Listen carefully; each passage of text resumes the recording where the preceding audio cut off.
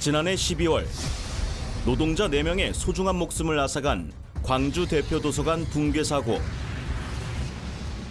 사고가 발생한 지 6개월이 지나도록 책임자 처벌도 희생자에 대한 보상도 제대로 이루어지지 않고 있습니다.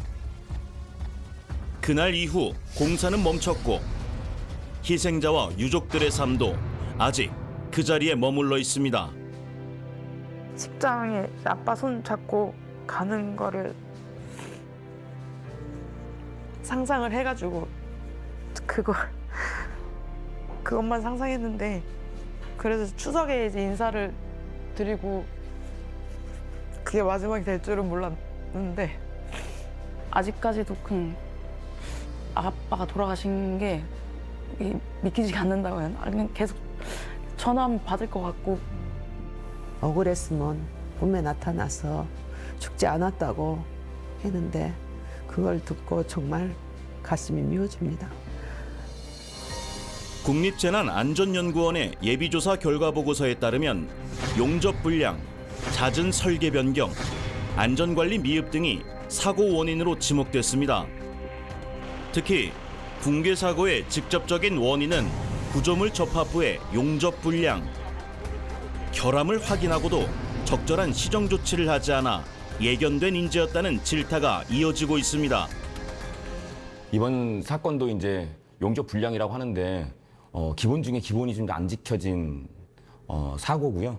용접이라는 것은 이제 뼈대를 이어 붙이는 건데 뼈대가 결국은 콘크리트 타설에 중량을 지켜줘야 되는 건데 결국은 그 중량을 지키지 못하다 보니까 붕괴가 되고 그 하부에서 일을 하던 4명의 노동자가 매몰되는 사건이 발생했기 때문에 기본 중에 기본도 지켜지지 않은 것이 가장 큰 문제라고 계속 말하고 있죠.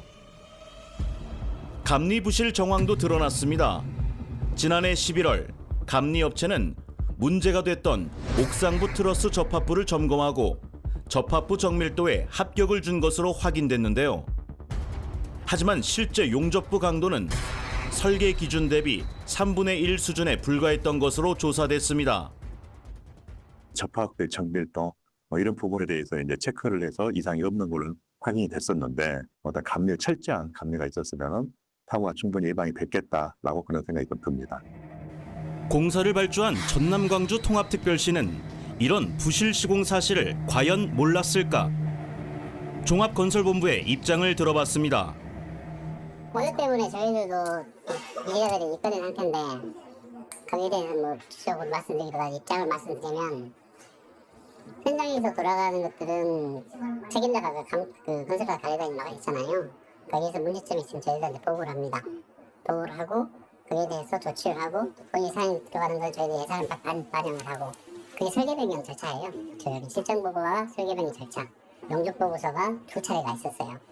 일부 결함이 있어서 전수조사를 하겠다는 보고서였고 두 번째는 그 검토 결과에가 검사 결과 일부 불량이 있었지만 재처리 합격했고 나머지는 이렇게 합격했습니다 이렇게 오고 조사에서 그렇게 설명하고 있고 대답하고 있고 그것이 이제 어느 것이 맞는지는 저희들이 통합적으로 이해해오는 입장에서 그게 맞는데 그 수많은 보고서 중에 하나거든요.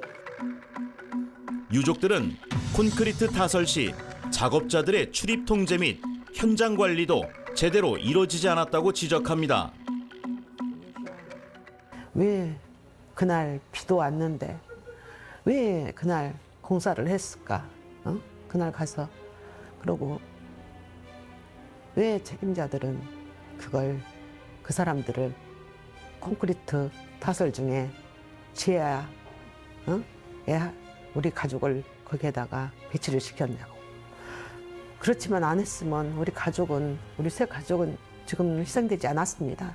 콘크리트 타설을 하게 되면 이제 액체 상태이기 때문에 굉장히 이제 물과 같이 있기 때문에 중량도 높아지게 되겠고 만에 하나 이것들이 이제 붕괴가 되게 된다면은 그 아래에서는 대피할 시간도 없는 것이겠고 하기 때문에 건설하고 있는 콘크리트 타설 기간 중에는 밑에 하부 공간에 인명이 있으면 안 되는 것은 기본이겠죠. 그렇기 때문에 이번에도 그런 것들이 지켜지지 않다 보니까 액체 상태의 콘크리트가 중량을 굉장히 많은 것들을 갖고 있고 그다음에 용접이 불량하다 보니까 이게 붕괴되면서 밑에 이제 매몰되는 기본이 안 지켜졌다는 것들이 계속 나타나고 있습니다.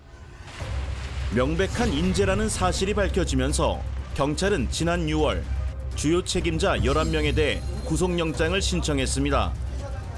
하지만 시공사와 시 관계자들에 대한 구속영장은 모두 기각된 상황.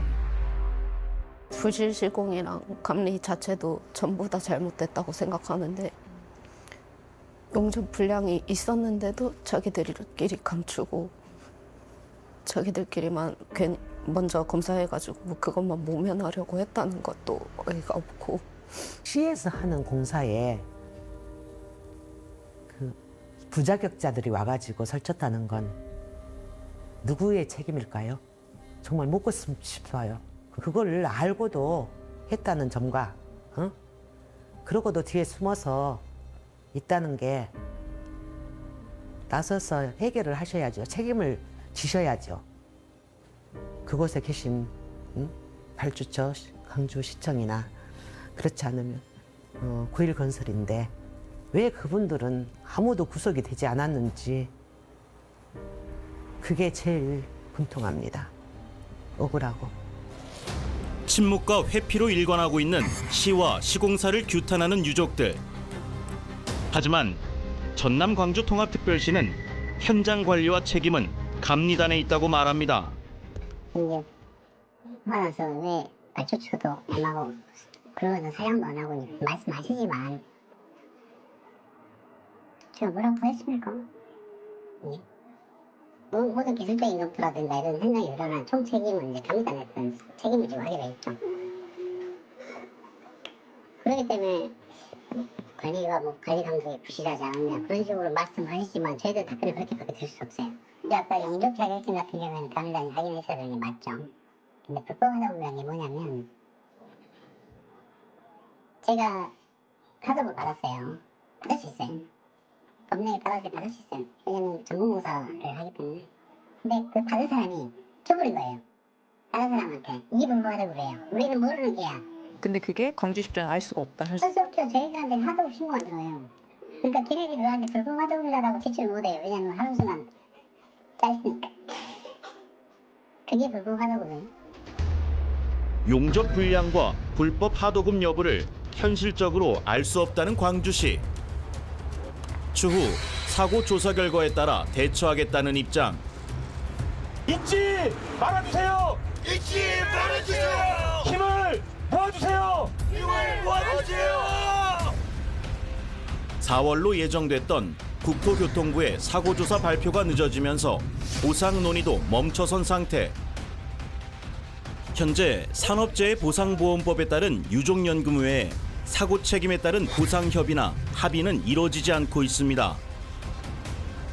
붕괴 사고 40여일 만에 보상 합의를 마친 화정동 아이파크 참사와는 딴판입니다. 몇 차례 정도 큰일을 했죠. 주기적으로 모라도시 조선과에서도 민족들하고 연락을 취하고 그 대리인분들이죠. 어떻게 보면 대리인분들 연락을 취하고 예, 그래서 이제 뭐 저희들이 뭐 잘하고 있으면 뭐라고 있으면 계속 말씀드릴 수 있는 것 같고 그래도 최선 다하고 있다 말씀드리고 싶어요.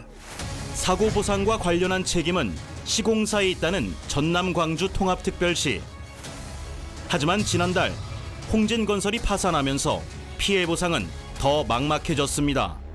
그 해당 업체가 파산을 하게 되면 결국 실질적인 책임을 져야 하는 업체가 경제적 부담을 못하는 거기 때문에 당사자들 입장에서는 굉장히 큰 타격이 있을 수는 있겠지만 이 사건 같은 경우에는 하나의 업체만 모든 책임을 지는 것이 아니라 여러 시공사가 있고 또 그 시공사들의 공사를 맡긴 발주처에도 일정 부분 책임이 있다라고 판단이 되면 발주처에도 민사상 책임을 물을 수 있기 때문에 공동해서 민사적 책임도 나눠지게 됩니다.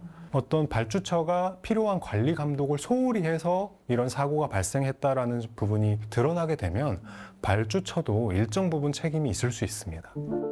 여전히 누구도 책임지지 않는 사고. 한순간에 사랑하는 가족을 잃은 유족들은 책임자 처벌과 함께 재발 방지를 위한 대책 마련을 촉구하고 있습니다. 또 같은 사고 발생되면 또 그냥 흐지부지 넘어가 버리고 또 그냥 이런 사고가 그냥 흔하게 빈번하게 일어나면 사람은 그냥 계속 죽어나가고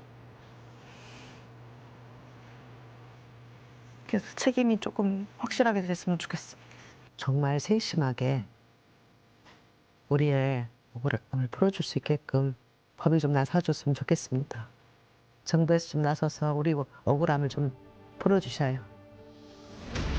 아직 책임도 보상도 제자리인 가운데 유족들의 애타는 기다림만 길어지고 있습니다. 노동자의 희생과 반복되는 참사를 막기 위해서는 진상규명과 함께 안전관리 시스템에 대한 근본적인 개선이 필요해 보입니다.